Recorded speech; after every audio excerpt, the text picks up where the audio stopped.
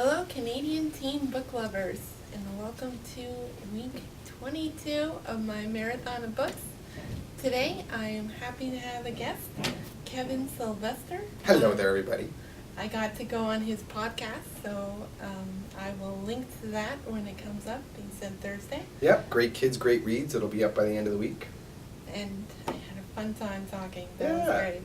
We talked about binge reading and how you prep, and everyone's getting ready to do their binge reading for this summer. So, and I was really that you gave me a list of books, some of which I know you're going to talk about today, but that are now on my list for sure of books that I will be hitting, as I said, on the cottage dock, listening to the lapping waves.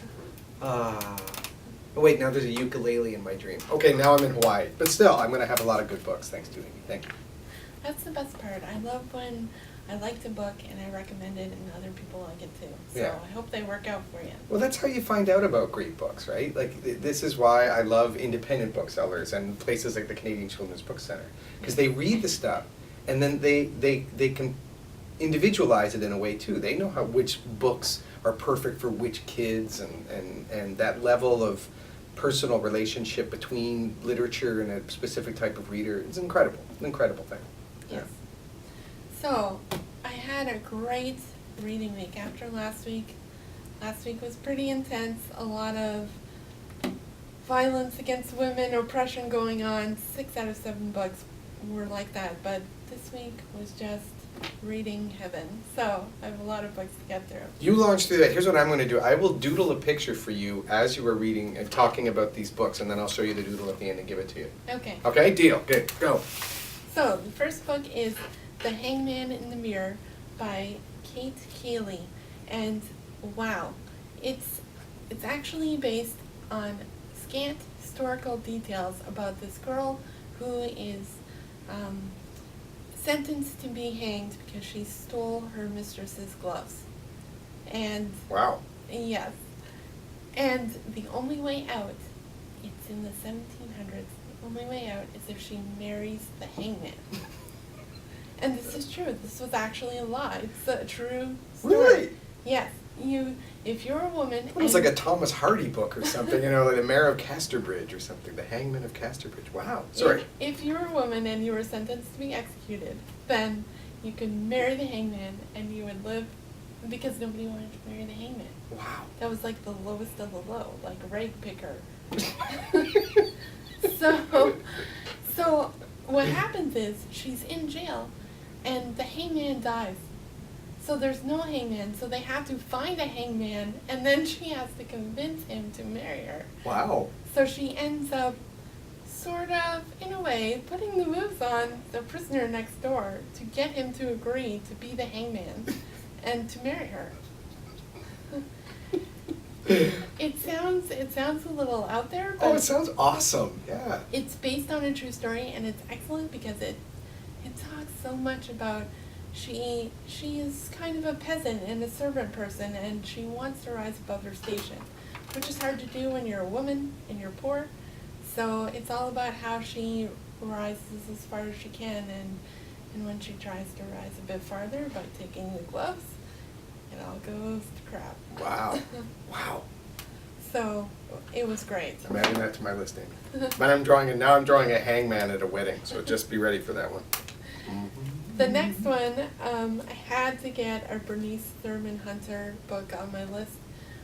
Most of her stuff is juvenile fiction, but so I grew up reading the Bookie books and Margaret on the Farm, and oh wow, they were great.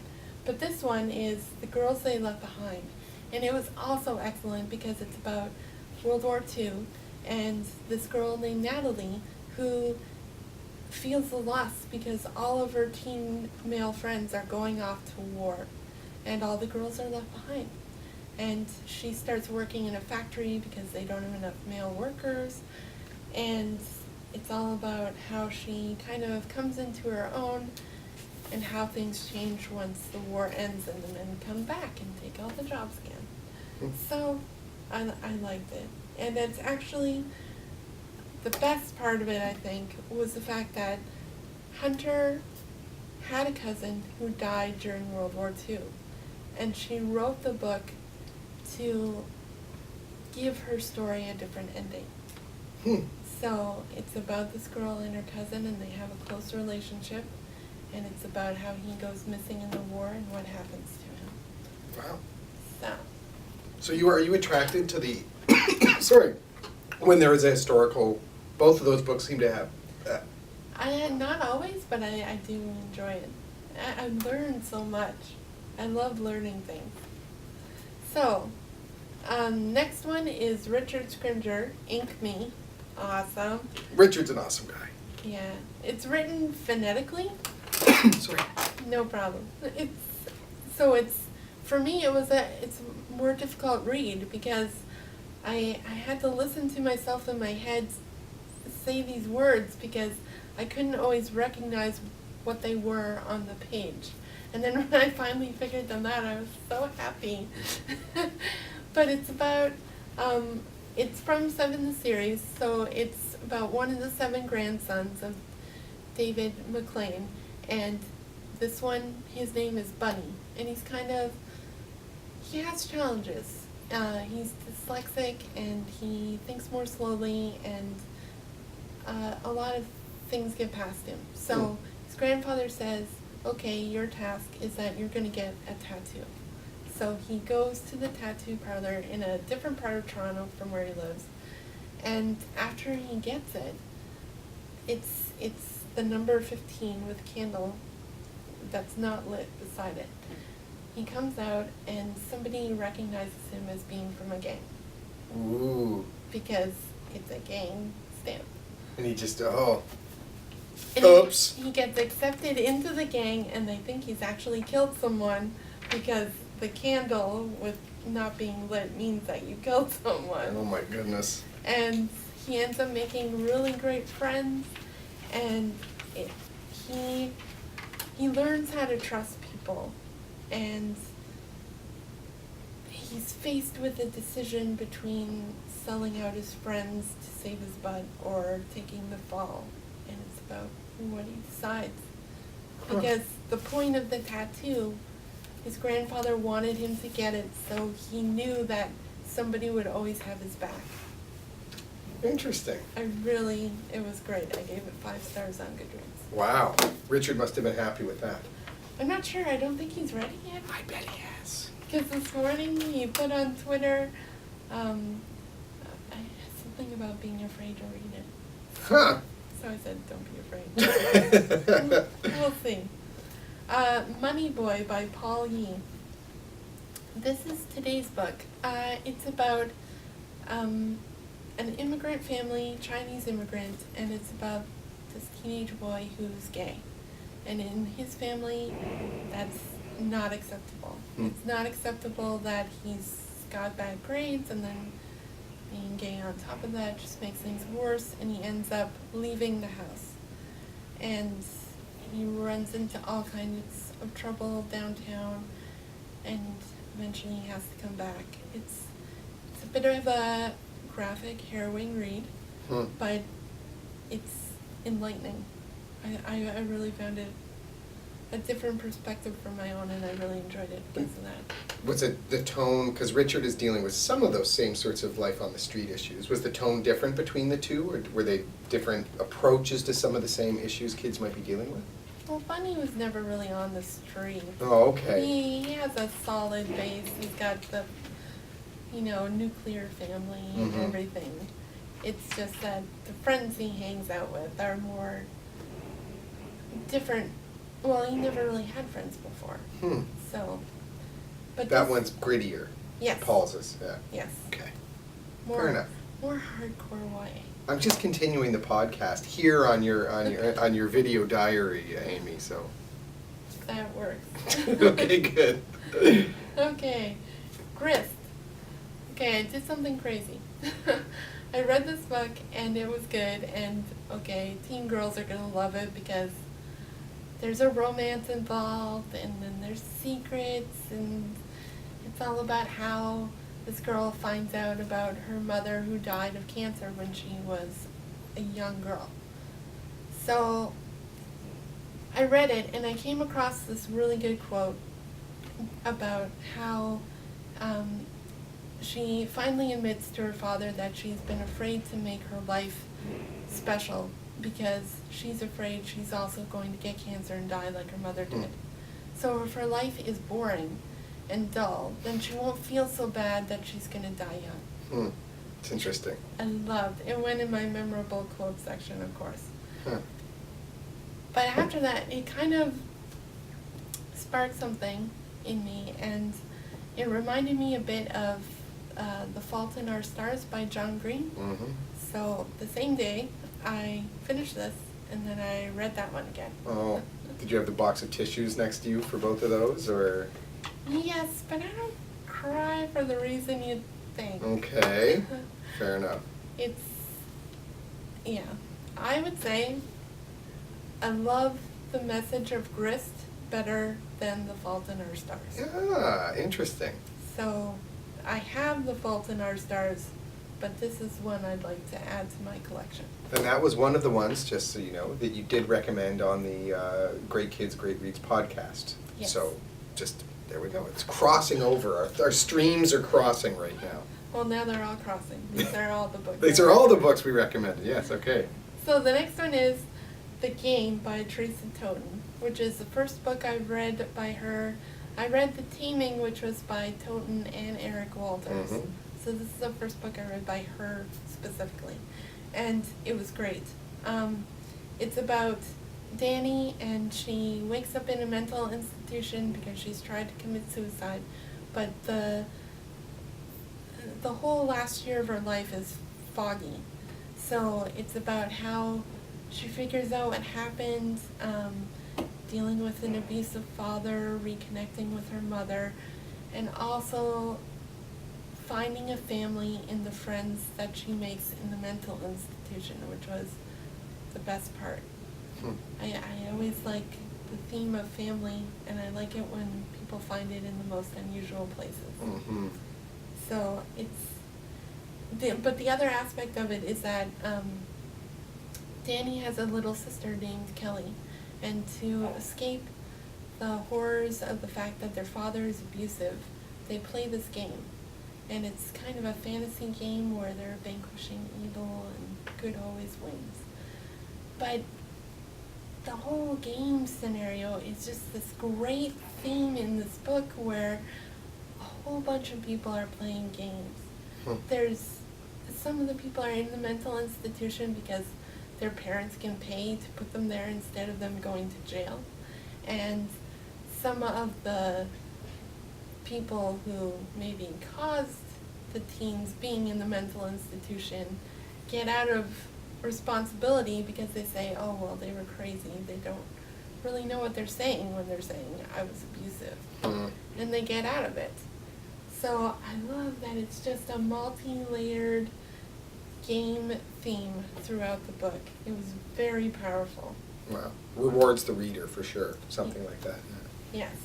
And for pure fun, I think, is games, which is a little crazy because I'm totally not a gamer, and it's such a gaming book. Like, I'm sure somebody who is a gamer would get it way more than I did, although I wasn't suffering, but it was just a kind of whacked out murder mystery where the police are incompetent, of course, and the teen has to save the day and exonerate his brother and figure things out before he goes off to jail. And then someone else gets killed, and they get killed because their skulls are crushed by computer monitors. Ooh. Which I'm not sure how you would throw a computer monitor with accuracy and hard enough to crush a guy's skull. Hey, I don't want to test the theory on that one, but it's possible, I would think. Depending on how old. It had to be like an old computer, though, right? Like the new monitors. Everyone's got a laptop these days. It has to have some weight to it. But a lot of gamers, because I do know a lot of gamers, and they do have like the cathode ray consoles because they like the resolution they get off of them, the screen size and everything else. So there you go.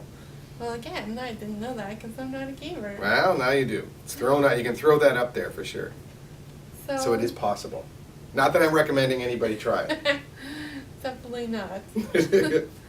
But yeah, it was just fun. I would read another one of these. It looks like it's going to be a series, and I can't wait. Cool. Awesome. I'm drawing you a beaver in a deck chair Oh, nice. reading books. That's great. I can continue to doodle if you would like to chat. Yes, I would like to chat. All right, fire away. Seems kind of sad that it's rare I have an actual author on my book chat. Well, I'm glad I could be here. But, so I do have some questions. Yeah. Do you read YA? I do. I read. The funny thing is, people sometimes ask me, like, do I write? I write middle grade, but I just write books that I like, and then that's sort of where they get slotted in. So I do read YA middle grade. I love reading picture books. I read adult. I will basically read anything that somebody recommends to me. So when you and I were chatting earlier, like Ganked, I'll probably read that one. Teresa's one I'll definitely read, because, and Scrimgeour's too.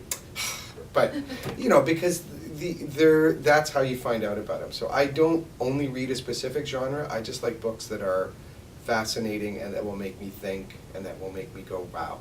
Yeah. That's what I want. I don't care who they're written for. That's good. Oh, good. Are there any YA books that you would like to recommend? I actually, yes, we were chatting about this before we started recording, and I went to the stacks here at the Canadian Children's Book Center, and I pulled out this one. This is a book series that I constantly recommend. Art Slade's The Hunchback Assignment.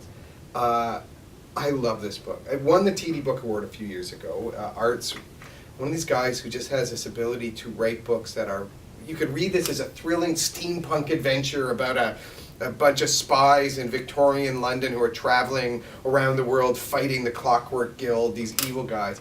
Or you could read it as, and it's both, you could also read it as an angst-ridden story about a guy who is uncomfortable with his body. He's a hunchback, but he has the ability to transform himself into a quote-unquote normal-looking person. And of course he has to deal with the very real emotions of a teenage boy. I'm the same person no matter what I look like, but I'm judged completely differently depending on which version of me they see. And this is one of the reasons why I love, and it's a series which he's wrapped up sadly. Although he is doing a graphic novel, which I have, which I cannot wait for. I was one of the first people to order it online, and I'd like to see it out there, Art. But it's been going on. It looks great, but it's the sort of book where you go at the end, you go, you clever bastard. Like you wrote a book that could be almost anything the reader wants out of it. You could get the fun of an adventure. It's like a James Bond movie in a way with brains, and that's what I liked about his books. And those are the books I like. I try to write, and so this series I always recommend. It's just so well done, and it's so smart and fun, and all the things you would want in a book. So the Hunchback Assignments. This is book 1, and then you can check out the other 2, and then eventually the graphic novel as well. So do you think it's mislabeled then? No, I think the funny thing about a lot of these books, like, so I'm friends with Art, and he'll post on Facebook, here's the German cover for this book. And in the German cover, it looks like it's for adults. Or so sometimes it just depends on where they think it will sell the best in a certain market. I would say this is YA. Like there's, it's middle grade, it's YA, it's, stuff that Moto is dealing with, and Octavia, his sort of love interest.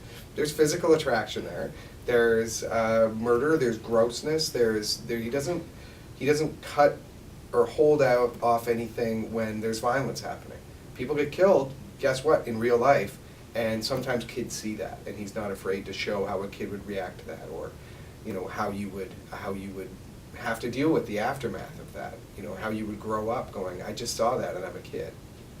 So yeah, Dust is like Art's homage to Ray Bradbury, so it's got that kind of creepy, not the sci-fi so much actually, but more like that kind of creepy, something wicked this way comes kind of feel to it. Totalitarian government? No, it's actually more about it. Just to give you the rough, it's about a boy in a small town, and a mysterious character shows up, and things start happening that are bad, involving spirits and missing kids, and yeah, It's creepy but good, and it's really about, love and loss. Okay. So I highly recommend that one. Yeah, it sounds like I need to read Arthur Slade. You definitely have to read Arthur Slade. You put him on the must-read list for Canadian authors for sure. I will. Good. So, I'm kind of curious. Do you think being Canadian plays a role in your writing? Oh, without a doubt. I think, first of all, my books are set in Canada, so I always try and make sure that they have a sense of place, and I write from a sense of place. And even when my character, like Neil Flambé, the chef guy, travels around, when Neil travels, I try to go to those places to experience them. So he's grounded in Vancouver. He's Canadian, and the foods he cooks are Canadian, and the references he makes are Canadian. And so that's a practical way, but also I think the sensibilities are there. I think our books are inclusive in a way. I think our books are not mean-spirited. They can be. We're not different from other human beings, but I think there is a Canadian view of the world that is essentially good, if I could say that. And sometimes we write mean, horrible books, but it's probably because we're frustrated that the world isn't good enough. But I think we have a belief that we want to be good. I don't know if that answers any kind of Canadian literature question for, CanLit 101 at university or anything, but I would say that's part of my experience. But you live in Toronto, right? Yes. Why Vancouver? I actually wrote the first Neil Flambé book. Well, I wrote the radio play that became the first Neil Flambé book when I was living in Vancouver. Wow. So it was sort of practical. And, well, not practical, it was just that was where I was living. So all the references I made in the radio play and in the first edition of the book are to places that I know and love. And my family's from out west originally, so I love it. So now when I write the Vancouver scenes, it's like I'm traveling to visit my family in Vancouver. So that's, he's based there for sure. And in Vancouver, not just some, twilighty West Coast rainforest place. It's Vancouver. It's definitely Vancouver. Okay. What would you say your favorite part about being a writer is? Finishing the book. Writing the books is very hard. When I talk to kids, I always say that writing itself is essentially just answering the one question: what happens next? And I'm in the middle of writing a book right now, which is coming out next year, which is about space pirates, and it's a bit of sci-fi, but it's at the stage now where I want to know what happens next, and that's an exciting thing because I feel like I'm the reader. I want to know what's going to happen. So it's fun to sit down in front of a computer and try to find out what happens next. And it's, sometimes you hear authors talk about how they feel like they're observing an actual other world and trying to just translate it on paper. And that moment is special. It's just something you can't replicate. It's awesome. Wow. And when kids get that, like my book is dead when I finish writing it, but when they read it and it comes alive for them, then I know that I've done something right. That's unbelievable. Again, can't replicate it. So what would you say, besides obviously buying your books, is the best way to support your local authors? I would say, read their books and talk about them. And if you have a book that you love, share it. Like, give it to your friend. Nothing's better for an author than seeing one of their books destroyed. Like, read so much that it's being held together by duct tape. I'm not going to get rich if you buy 2 more copies of my books. But if you loved my books and you start telling people about them, that is what starts books going. That's what you're doing. That's what I'm trying to do with my podcast, is to say these books are awesome. They will make your life better if you read them. You will love them. They will make your brain spark in ways you don't understand. They will make your brain spark in ways that you couldn't predict. Yes. That is what writing does for you. And so if you have a book that you love and you have an author that you just love, tell someone about it. Share the book. Great.